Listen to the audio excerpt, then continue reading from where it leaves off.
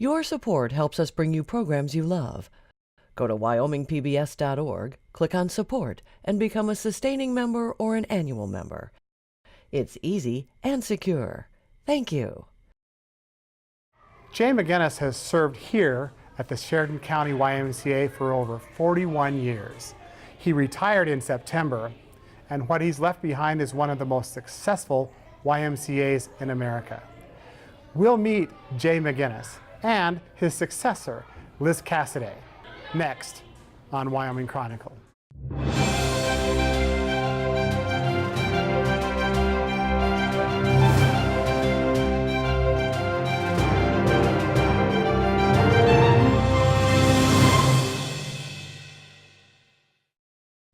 Funding for this program was provided in part by the Wyoming Public Television Endowment and viewers like you.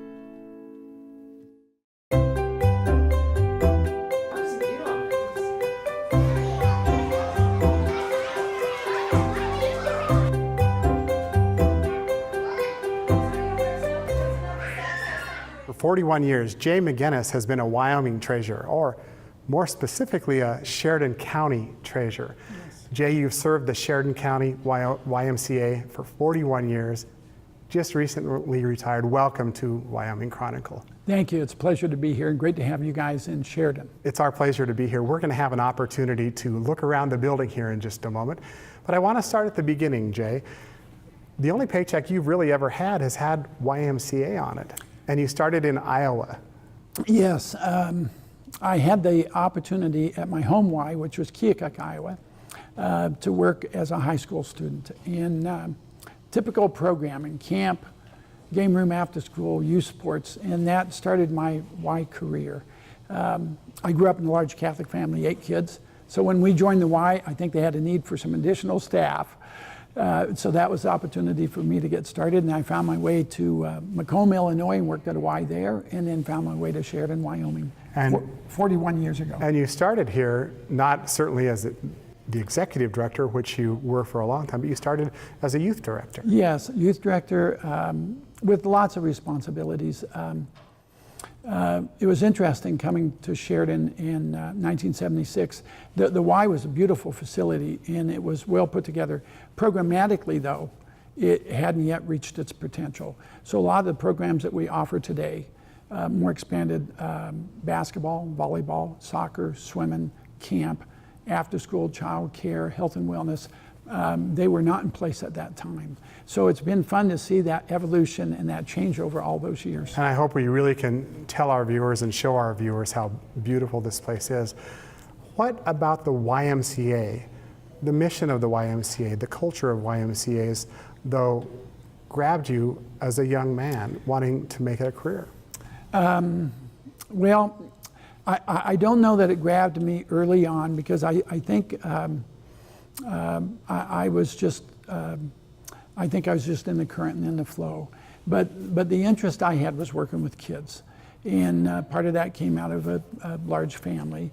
But it was just seeing bright, shiny eyes, lots of youthful energy, excitement about learning new things. And it's really about, just that opportunity of, I always thought working with the future, just seeing somebody young and bright and shiny was just fun.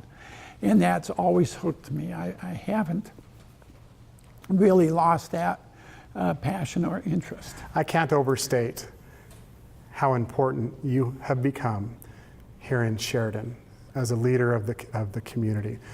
How long have you been executive director? Been about 26 years now. And I want to make clear that this is an executive director who, to the day he retired, drove the bus, sang the campfire songs, helped with daycare, and were hands-on. That's in you. Yes.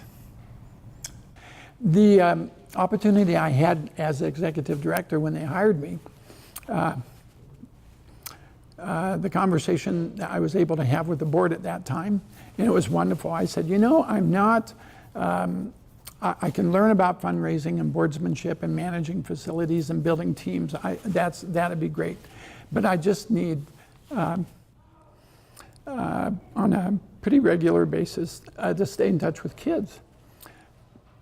Oh, you got me again. But the bottom line is I had that opportunity. They said, yes, you do that. And we really talked about, let's try it for a year, back in 92 or 93, whenever it was. And if that worked out well, then we would just keep going. Jay, you'd stay as the executive director.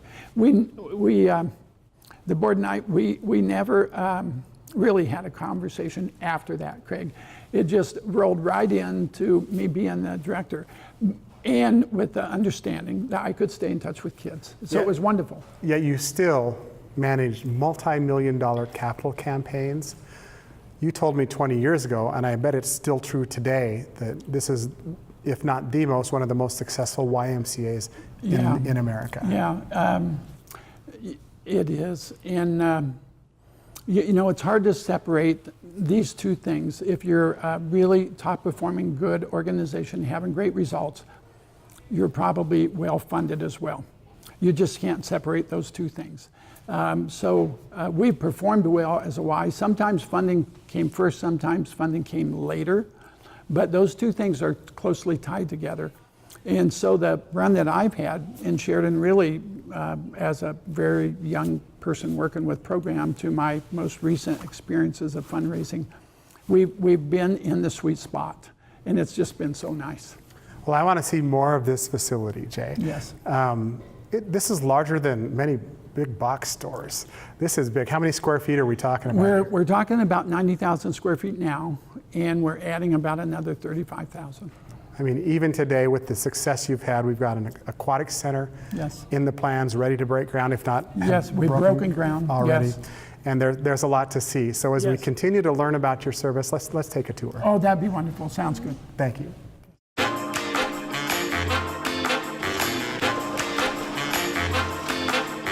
Jay, we were talking about aquatic centers and swimming pools. This is a space that is going to be repurposed and become something very different. And as we'll talk about that briefly, but I want to know, how do you plan and how do you vision all of these great things that you plan to do? There's a wonderful leadership team around the Y, and that's made up of some staff, certainly myself and others. It would also be made up of board members and just community members and other people in positions of leadership in the community. Might be the mayor, might be someone from the hospital, it'd be other nonprofit directors.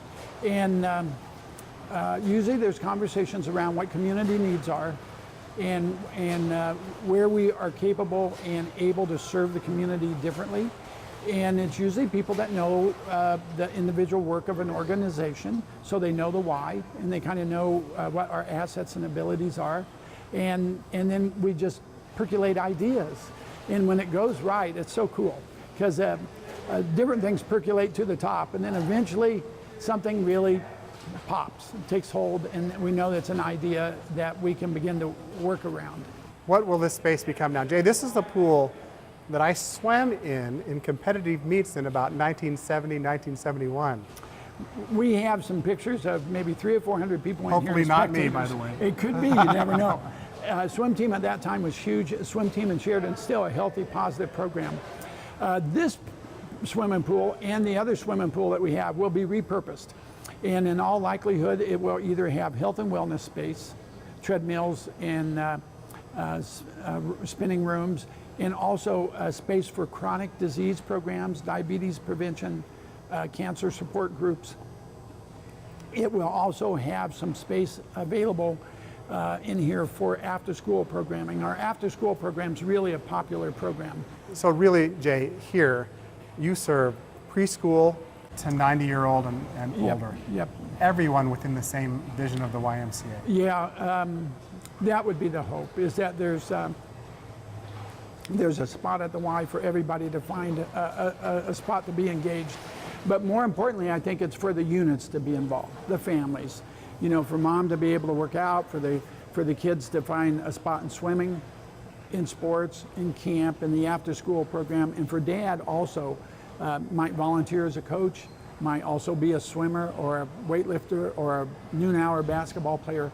So that is the hope, is that we can put it all together in that fashion. Is there one segment that's been more challenging for you? You've told us that you really have an affinity to serve youth. Yes. But is there one segment that really has been tougher for you to provide the services that you wanted to provide?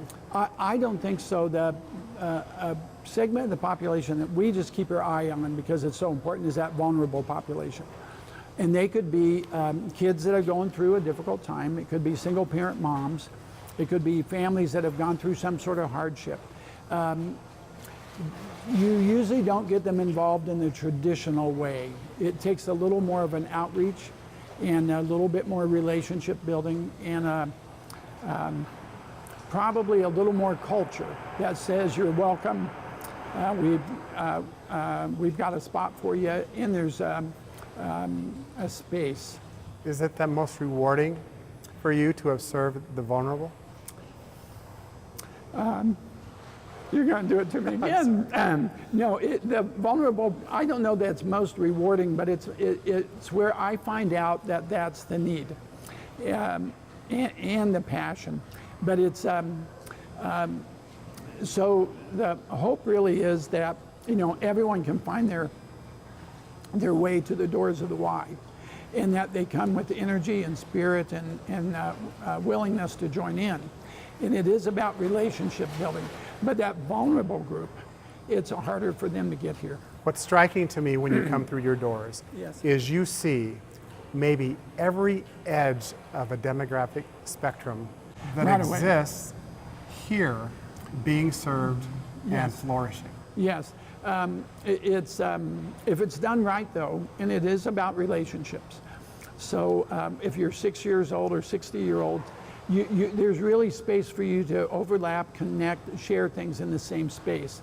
So even in the swimming pool, very shortly, we'll have younger kids in here swimming, and there'll still be people swimming laps. And it's just a wonderful way to overlap those diverse populations. And people in Wyoming may think we don't have diversity, but there's quite a bit of it here, and it's represented in our genesis, where we came from, and our ages, and our socioeconomic background, and it's great to mix it. There's just a lot of magic happens. Before we move on and see some more of the Yes. YMCA, 41 years. Yeah. Why are you retiring now? Well, it's a good And question. let me ask you that, because as I walk around the building with you, Jay, you're loved here, and people know who you are, and they understand what you've done, and you obviously have a lot of energy left, and you're choosing to leave now. I should qualify that. You want to continue to volunteer here, Yeah. but you've made a decision. I've made a decision not to be the executive director.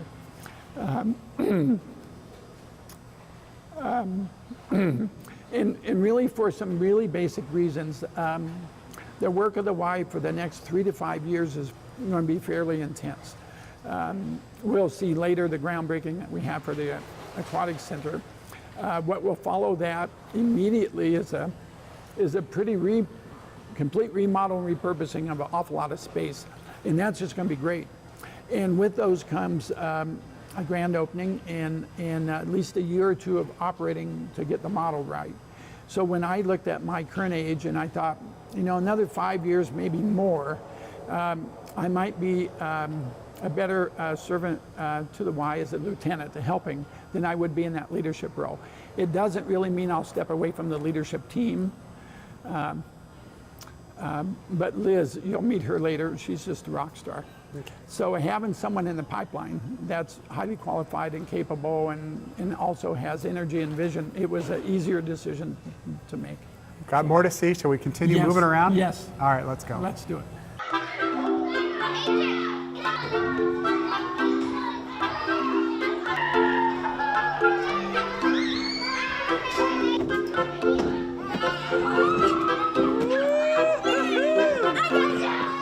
Jay, we're in a space that used to be a gym, Yes. and it still is a gym. Just serves a different person here at the YMCA in Sheridan. Craig, we added this playland a number of years ago, and we really had the interest in allowing moms to come to work out, but their kids to have a place to play that's safe and very active. We also have a preschool and an after-school program, so it provides that needs. We have a lot of requests for birthday parties on weekends. So birthday party in the playland is a big deal. And we did give up, we have 3 gyms, so we did give up some of our gym space. But the other 2/3 of this gym is still used in the traditional manner. A little basketball, pickleball, taekwondo, those kinds of things. So it really became a pretty high impact space for serving some kids and families. And it's just been really well received. How many people walk through the door, Jay, either every day or every month here at the Sheridan County YMCA? A big day for us would be about 1,000 people through the door. And we would do that in the winter months. We have about, between the membership and the community members that we have, about 10,000 active people at the Y. So it's a really good group. Can you serve more? We will. Are there more to serve here? There's certainly more to serve. And the number that we serve, I think, is driven primarily by the programs that we can offer. Certainly open space like gyms and open lap pools bring people in, but structured programs, a safe place, caring staff, fun activities, that brings in even more. And I should say that YMCA has a very structured and positive employee training opportunities. Oh, the National Y is a real blessing to us. They bring training opportunities, they bring the newest trends, they're problem solvers, they're good communicators, and they're real partners in the work that we do. What part of this job has been the toughest for you? As I walk around, my answer is probably none of it. Well, I want to answer that way, and it feels that way, but you know, the job has some areas that require a little more energy. We're tied into a lot of other organizations, so you really have to sometimes put your needs aside, put politics aside, really be very patient in a process, where at times I would think, I think I see what we should be doing here, and let's just go. Sometimes that's the hardest thing, is to practice some patience, and also to make sure that the way you partner within the community is effective, and it's got some humility in it, and that it includes all interests, not just the interests that we have at the Y. Have you had time, Jay, yet to reflect on what's happened here? Let me ask it this way. Yeah. Have you reached a point yet where you say, oh, I wish? No.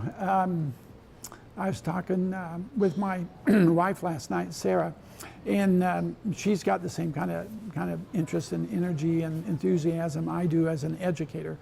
So we often compare notes on where our interest overlaps and that type of thing. What we both see, it's a really interesting time in Sheridan. I think there's still an opportunity to do more good work, and we see a wonderful, strong and capable pool of leaders coming behind us. That will, I think, even make it better and ensure good future progress even more. As I get around Wyoming, and even in my own community, I see that maybe millennials are less excited about becoming that type of leader. Is that an issue in Sheridan? I don't think it is. I think there is a change with millennials. I think they have to find, they have their own passion and interest. Once they're connected, then they really jump in kind of both feet. It's a little bit different than I think our generation maybe was, but not dramatically. It just takes them a little while to say that's something I'm interested in and I'm committed to. But once they're in, I think they're bigger, better, stronger, smarter, more capable. So I think they're going to do pretty amazing work as we watch them. Jay, there are some people around that are our age that Yes. think, you know what, really the family should be taking care of their kids. We don't need a place like this. And I think that attitude is changing, but do you still see it? Yeah, we'll still hear that from time to time, that mom should be home, maybe not working, just take care of the kids, and in more traditional jobs even for dad. When I was growing up, my dad was, he was a little funny, he was a carpenter. So I would go to the Y and work, and he would tease me about maybe I needed a real job. And I would say, I'm doing some things at the Y. And he said, well, at the end of the day for him, he would build something. He could see what he had put on the shelf and had accomplished. So I would often get the question, what did you accomplish, Jay? And I would say, well, I think I built character.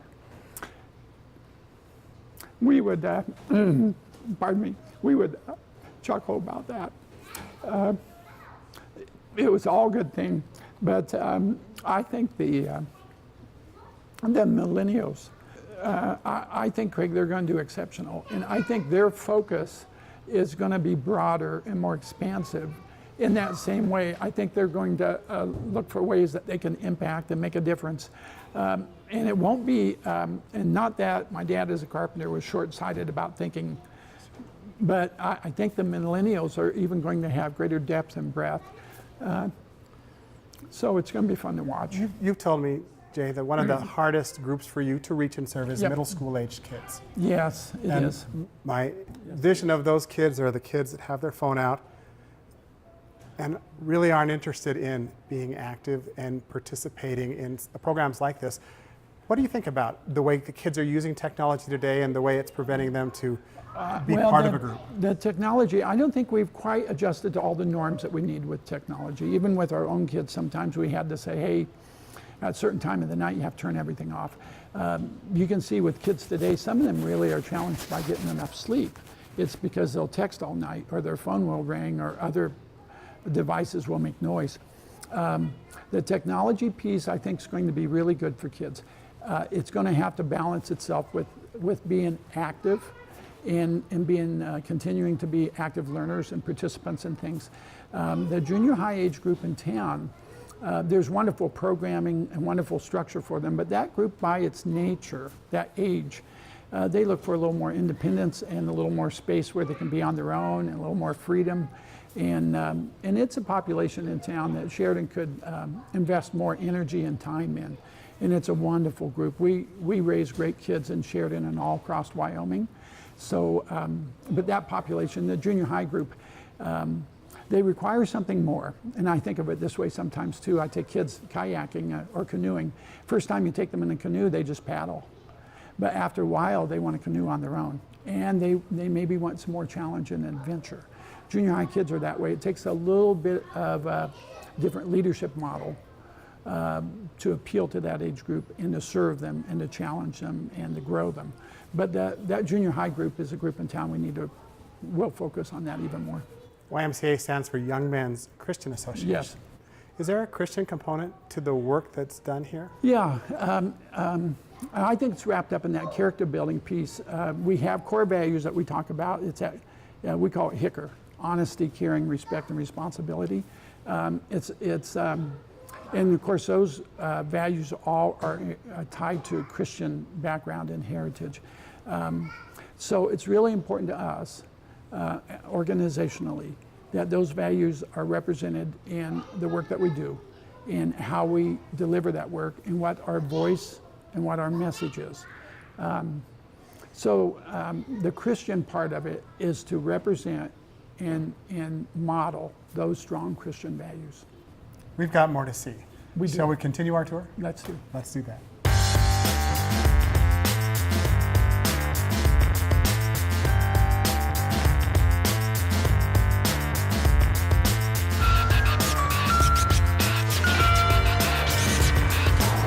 Jay, we're outside now, and we've been joined by a gal who has some very large shoes to fill, I think, and I think she might agree. Liz Cassiday, welcome to Wyoming Chronicle. And we're looking at a construction zone now that really is on your plate. Yes. Why did the YMCA here in Sheridan County interest you, and what's your vision now for the YMCA? Sure. You know, the YMCA of Sheridan has been kind of my adult passion. I came here right out of grad school and have grown throughout all the program lenses. And so having the opportunity to take on Jay's position was just the next natural step. That I've got full buy-in of this organization is where the community heart is, but also the heart of the community for my own family, as they're both young kiddos at this point. So the Aquatic Center is just the next step in that.